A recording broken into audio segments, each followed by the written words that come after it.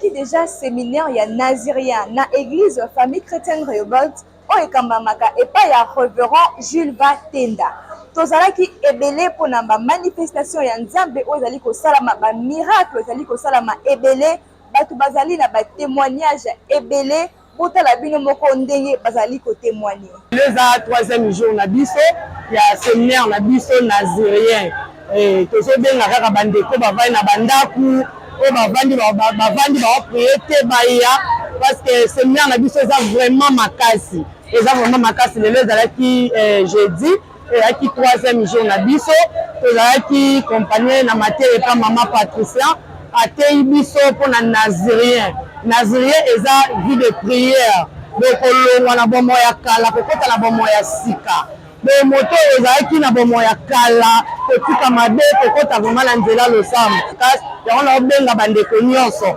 baya komona loboko ya nzambe na Rehoboth baya kovivre nzambe na biso oyo azosala oyo asali ya minene na vi na nga asala ya kokamwa na mosala malonga te me nzambe apesa mwana nga diplôme yango na obengisa bato nyonso oyo baza na baproblème baza na mikakatano baaluka solution baya kovivre nzambe ya pasteur Jules Vatenda ndenge azosala bavi na biso aza mpe capable ya kosala bavi na bango yango toinvite bandeko nyonso bazwami tous les 24 communes baya kovivre loboko ya nzambe na kati ya Rehoboth betu bana betu bonso yindu bigirisha mu kibilo eki kya Nazaria kibilo eki kiri kihesha bana badika bayibalela to bayibalela badika bayibaheta babaka to bayibaheta mabaka kibilo eki lwako omwana usambagena ni nzambe wewe mula n'umwana cyanza cya nzambe mu kibilo eki kibilo kya nyuma wa nzambe kiri kibigira bantu bonso bajibigira jijinga ni nzambe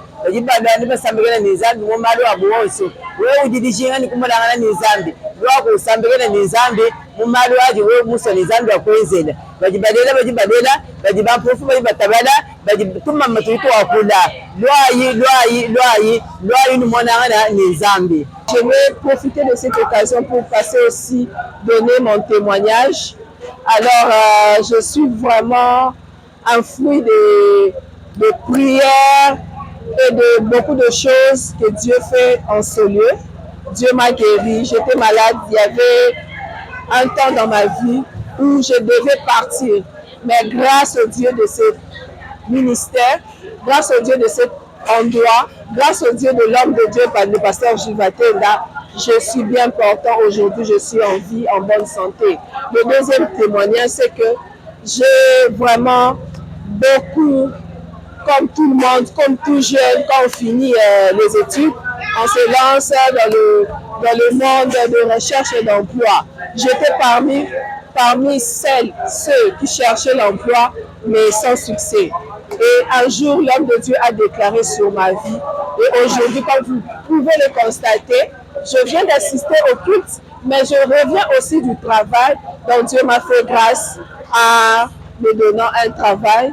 Je travaille aujourd'hui. Donc je vous invite, vous qui êtes à la maison, vraiment je vous invite. Ne doutez pas un seul instant. Venez nombreux, venez expérimenter aussi comme moi le Dieu de cet homme de Dieu. Venez expérimenter le Dieu de mon papa Jules Vatenda. Voilà, je vous invite. Premier jour, on avait parlé sur le livre de 1 Samuel, le chapitre 10, le verset 6, par laquelle Mukanda 1 Samuel Ezolobelabiso, que l'Esprit du Seigneur te saisira et tu seras changé par un autre homme. Nanzela nangola telisa ki libota na nzambe que tu ne peux pas être changé sans être animé par le Saint-Esprit. Tu ne peux pas être changé sans être revêtu par le Saint-Esprit. Or, bazwaka molimo na nzambe na nzela ya prière.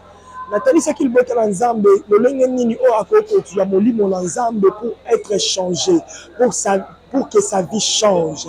Et j'avais montré au peuple de Dieu l'efficacité de la prière.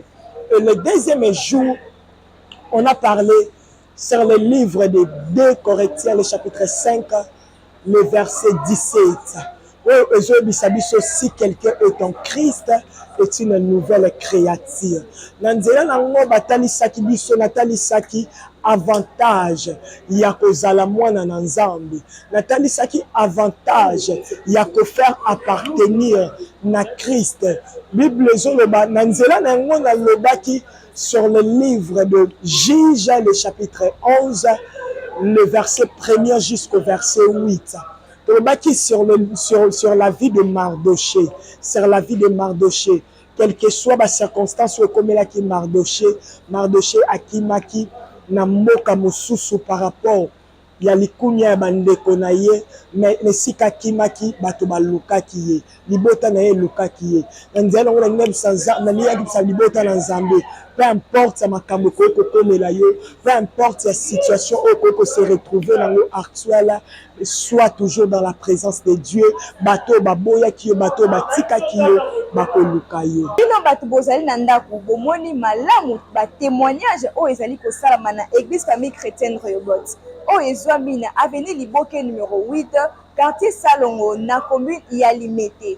Kozanga te ndeko yaka ko rejoindre biso poto bandaki déjà séminaire il y a 21 jours de jeûne et prière. Cordial bienvenue à tous.